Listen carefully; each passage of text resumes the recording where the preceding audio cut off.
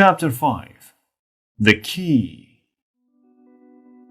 Next day, the future sent me all the papers with Al's name on. I showed them to John. "You need a lawyer," he said. "These people are criminals." So I got a lawyer, but it didn't help. You need money for a good lawyer, and I had nothing. I went to the nearest lawyer's office, but the lawyer was unfriendly and unhelpful. "It cost $100 for half an hour, and you pay before we talk," he told me. When I gave him the $100, he took off his watch and put it on the table in front of him. He was a small man with not much hair and a white, tired face.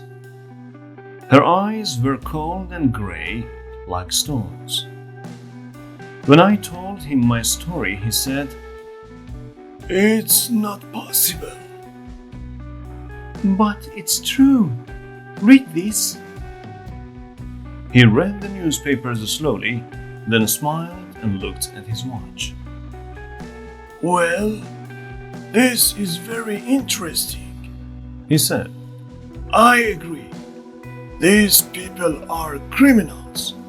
But to get the house, we have to show that your brother is dead." "So, how can we do that?" "Well, we can ask scientists to say that cryonics doesn't work. But the futures are going to have other scientists who say it does work. So we need a doctor to look at your brother's body and say he's dead. That's a better idea." I laughed. "How can a doctor look at the body? It's frozen to minus 196 degrees Celsius. It's just a piece of ice." "Yes, well, that's difficult, Miss Shore. I do see that." The lawyer looked at his watch again. "It's difficult, but that's what we need to do. But, he looked at the papers again. "Before we begin, I have to tell you that Dan Future's lawyer is one of the best in the country. Maybe I can win, and maybe I can't. But it's going to cost you a lot of money." "How much?" I asked. $50,000 at first, maybe a lot more later." I stood up slowly. "Forget it," I said. I only had $300 in the bank, and there was no food in the house. I looked at the lawyer's old, tired face. "I can't win, can I? Because I don't have any money.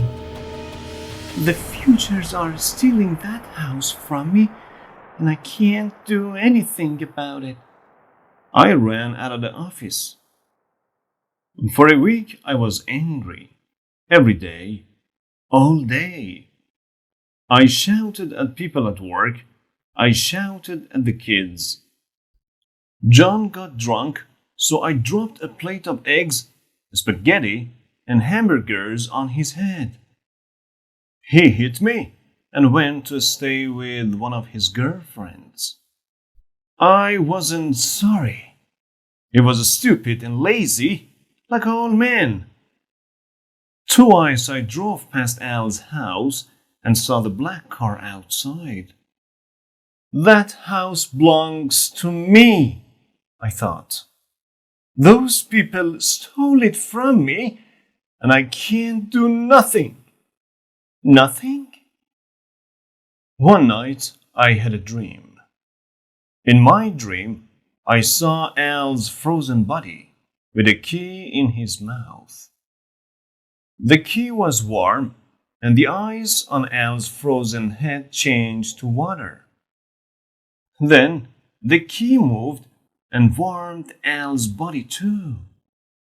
Al opened his mouth, screamed, and died. At 2 o'clock, I woke up. It was very quiet. There was moonlight in the room, and no cars were moving on the road outside. I began to think about my dream. The key, of course. Suddenly, I had a plan. I got up, put on a black shirt and jeans, and drove to Al's house.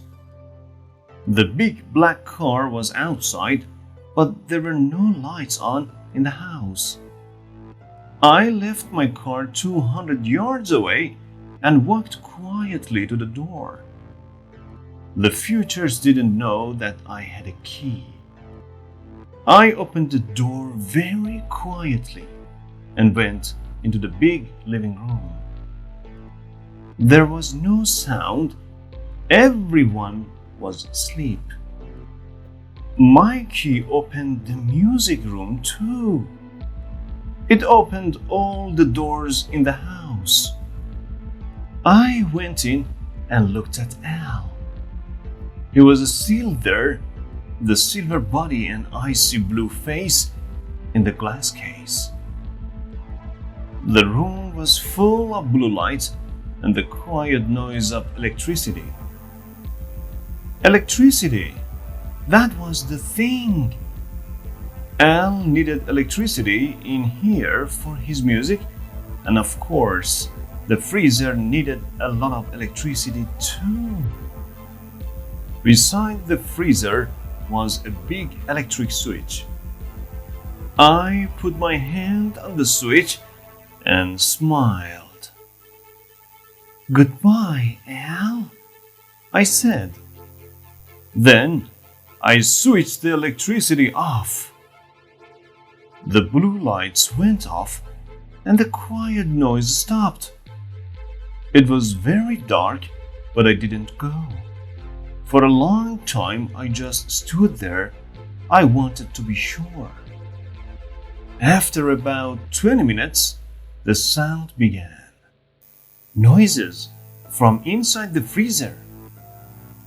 I switched on my flashlight and looked at it. The freezer was full of gas like a cloud. The gas came from the ice. It made small noises. I waited another 10 minutes until I was sure. There was more gas, more small noises. The freezer was getting warmer. Very quietly, I went upstairs and out of the front door. I smiled. "Al," I thought, "you are really dying now. And when you are dead, all this is going to belong to me. And the futures can drive away in their stupid car." Happily, I touched the big black car with my hand. And that was my big mistake because the car had an alarm and it made a very loud noise. It also turned the car's lights on, off, on, off, on, off. Quickly, I began to run to my car 200 yards away. But a police car came round the corner and saw me. 2 policemen got out, took hold of my arms, and pushed me into their car. "Okay, what's all this?" one man said. "Black clothes, 3 in the morning, car alarm. I think we've got a car thief, Pete." "Yeah." The other man touched my face with his hand. "A young woman too." "Okay, Let's take her to the station.